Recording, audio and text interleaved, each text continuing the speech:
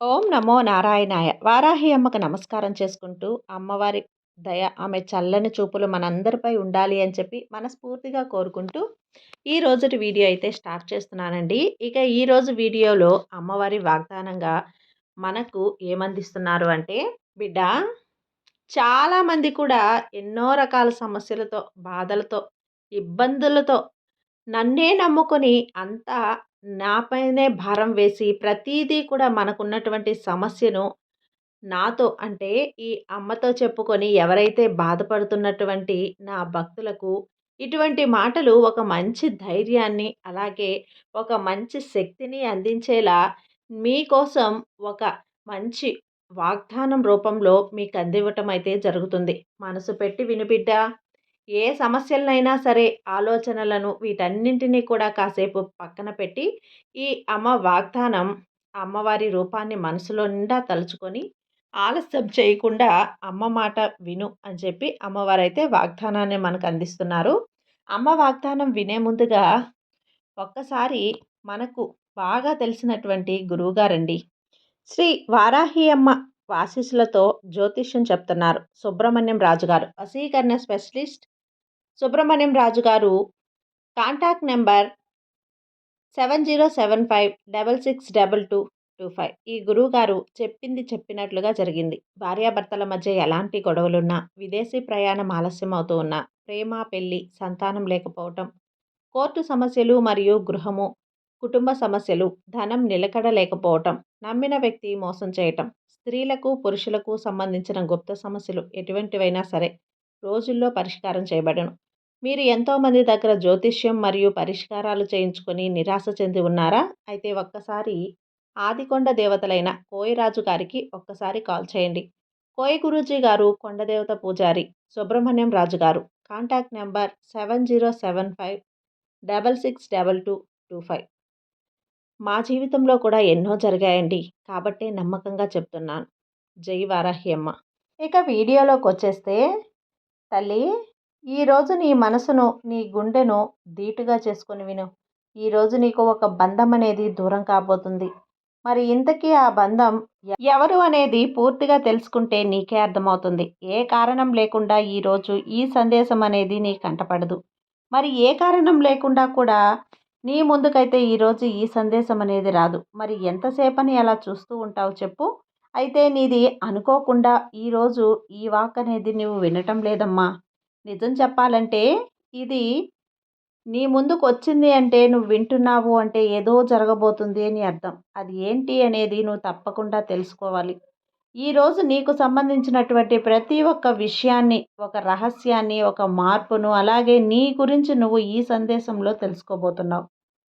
మరి ఈరోజు నేను నీకు వినిపించబోతున్నాను కూడా. ఈరోజు దూరం అయ్యేటువంటి బంధం నీకు శాశ్వతంగా దూరం కాబోతుంది. మరి ఇంతకీ ఆ బంధం ఏమిటి? మరి అలా ఎలా శాశ్వతంగా దూరం అయితే మరి నేను ఎలా ఉండాలి? దేనివల్ల నీకు ఆ బంధం అనేది దూరం కాబోతుంది? అసలు ఆ వ్యక్తులు ఎవరు అనే విషయాలు కూడా నేను నీకు తెలియజేస్తాను. దయచేసి నా మీద నమ్మకం ఉంచి, నా మీద గౌరవం ఉంచి, భక్తి ఉంచి నీవు 2 నిమిషాలనేది తప్పకుండా వినే ప్రయత్నం చెయ్యి. ఇక్కడ ముఖ్యంగా నీ గురించి కొన్ని చెప్పాలి. నీ నడవడిక గురించి, అలాగే ఇవన్నీ కూడా చెప్పాలి. అదేంటంటే ఒక జ్ఞానమైనటువంటి గొప్ప వ్యక్తివి. మంచి తత్వం కలిగినటువంటి ఆలోచనలు ఉన్నటువంటి వ్యక్తివి. నువ్వు చాలా రకాలుగా మంచి ప్రవర్తన, మంచి ప్రతిరూపం, అలాగే బయటకు నువ్వు నవ్వుతూ కనిపిస్తావు. కానీ లోపల ఒక యుద్ధమే జరుగుతుంది అని చెప్పుకోవచ్చు. నీ మనసు చాలా అమాయకంగా, నీ హృదయం చాలా అంటే చాలా ఎక్కువగా ప్రేమతో, శుద్ధమైనటువంటి ప్రేమను కనపరుస్తూ ఉంటుంది. నీ బంధాలు లోతైనటువంటి బంధాలమ్మా. నువ్వు ఎవరిని కూడా ఒక్కసారిగా ఎవరైనా సరే సొంతం చేసుకుంటావు. అక్కడ ఉన్నటువంటి ప్రేమ, గౌరవం అవన్నీ కూడా నీకు నీడలా తోడుగా ఉంటాయి. అవన్నీ కూడా నీతో వెంటపడి ఉంటాయి. కానీ నీ జీవితంలో ఒక పెద్ద లోపం అనేది ఉంది. చూడు, ప్రతి మనిషికి కూడా నీలాగే నిజాయితీగా ఉంటారు అని చెప్పి నువ్వు అనుకోకు. అక్కడే నీకు ఎదురు దెబ్బ తగులుతూ వస్తుంది. అలాగే పెద్ద ఎదురు దెబ్బ తినేటువంటి సందర్భం ఏదైనా ఉందా అంటే ఇలాంటి సందర్భంలోనే నీ హృదయం అనేది ఎక్కువ బాధను అనుభవిస్తుంది. ఎందుకంటే అతిగా నమ్మటం, అతిగా మోసపోవటం, ఆ తర్వాత హృదయం నొప్పిని తినటం. గాయపడటం ఇవన్నీ కూడా సర్వసాధారణమే. ఆ లోపాన్ని నువ్వు సరిదిద్దుకోవాలి అంటే అక్కడే నువ్వు నిజంగా నీ బంధాలని నిజమని చెప్పి పట్టుకొని మరీ లాక్కుంటావు.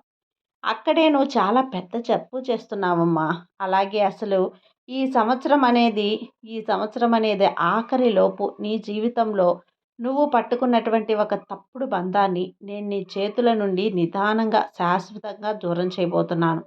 తొలగించబోతున్నాను. కొంచెం నీకు బాధగా ఉంటుంది. అయితే కంగారుగా కూడా ఉంటుంది. కానీ భరించు.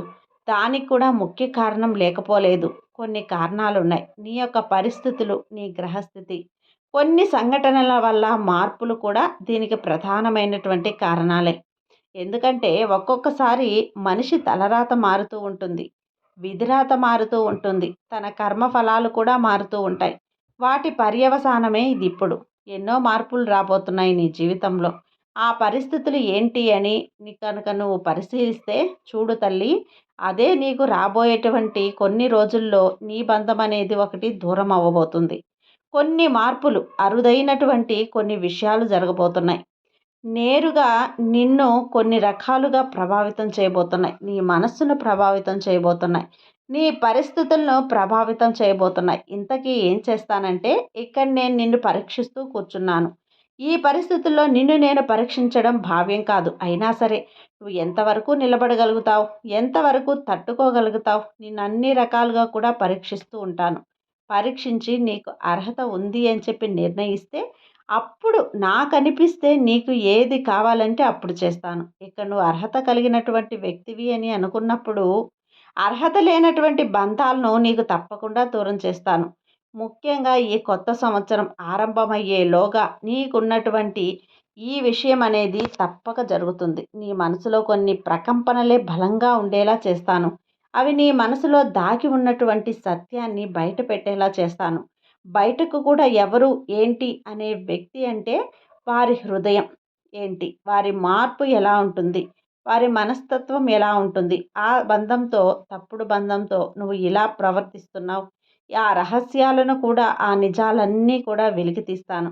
నీ యొక్క అంటే నీ జీవితంతో ఎవరైతే నాటకాలు ఆడుతున్నారో, ఎవరైతే కొన్ని నిజాలు పూర్తిగా కప్పేసి నీ ముందుకు వేరేలా ప్రవర్తిస్తున్నారో ఇవన్నీ కూడా బయట పెట్టేలా చేస్తాను.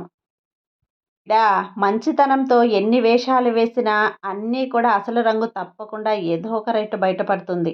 అవన్నీ చూస్తూ ఊరుకుంటానా? వారికి నీ నుండి దూరం చేయకుండా ఉంటానా?